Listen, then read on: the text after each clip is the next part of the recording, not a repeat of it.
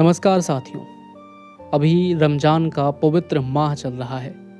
साथ में ही होली का बहुत ही बड़ा त्यौहार आने वाला है, जहां हमारे हिंदू भाई होली को बड़ी धूमधाम से मनाएंगे। ये कहेंगे बुरा ना मानो होली है। अपने भाई को, भाभी को, परिवार के सभी सदस्यों को रंग लगाएंगे, दोस्तों को रंग लगाएंगे।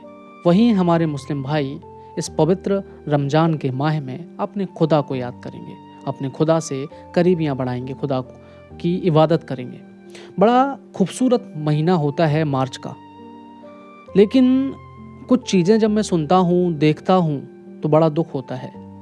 जिस देश के बारे में कहा जाता है कि एक ही देश में कई धर्म समुदाय के लोग रहते हैं, जिस देश के लोगों के बारे में कहा जाता है कि यहाँ के लोगों की सोच कुछ इस तरह से है, जहाँ वसुदेव कुटुंबकम के नारे पे, बातों पे चलते हैं, वहीं दूसरी तरफ कुछ मतलबी राजनेता आपकी भावनाओं के साथ खेल के हम लोगों को आपस में लड़ाते हैं। याद रहे, होली का त्यौहार है, देश का त्यौहार है।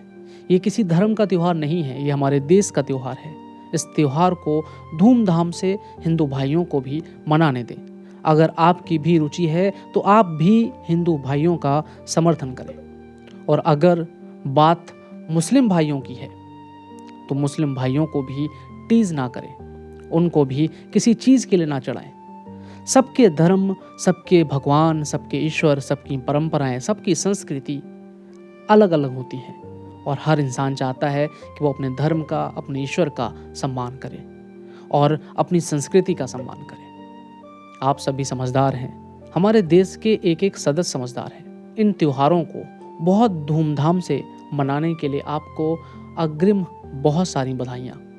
दोस्तों, अगर हम होली मना रहे हैं तो याद रहे कि त्यौहार वही अच्छा, खूबसूरत, प्यारा माना जाता है जिसमें किसी का अहित ना हो, किसी का बुरा ना हो।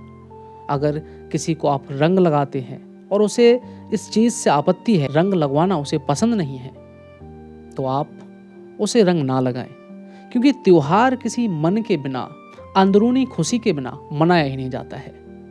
और अगर किसी ने आपको रंग लगा भी दिया है तो आप उस चीज़ का बुरा ना माने, क्योंकि हम तो कहते हैं होली है, बुरा ना मानो होली है। होली एक ऐसा त्योहार है जहां दोस्त को तो रंग लगाता ही है। इस त्योहार में हिंदू भाई दुश्मनों के घर जाके उनको बधाई देते हैं, गुजियाँ खिलाते हैं, फाफड़े खिलाते हैं और उनको रंग लगाते हैं, और वर्षों पुरानी दुश्मनी को दोस्ती में बदल देते हैं। यही हमारे देश की खूबसूरती भी है, यही हमारे देश की बहुत प्यारी चीज़ है, जहाँ हम सालों से एक दूसरे से बात नहीं कर रहे थे, नहीं मिलते थे, लेकिन जब त्यौहार आता है तो हम एक दूसरों से मिलते हैं। वहीं हमारे मुस्लिम भाई भी, ईद जब आती है, रमज़ान का महीना होता है, तो कई ऐसे पारिवारिक चीज़ें होती हैं जहाँ हम कई लोगों से कई सालों से बात नहीं कर रहे होते हैं, कई साल से हम उनके टच में नहीं हैं, उनसे लड़ाई है, मनमुटाव है। लेकिन जब ईद आती है, जब रमज़ान का महीना आता है, तो आप एक दूसरे को बधाइयाँ देते हैं, एक दूसरे को गले लगाते हैं, एक दूसरे को गले लग के त्यौहार को विश करते हैं।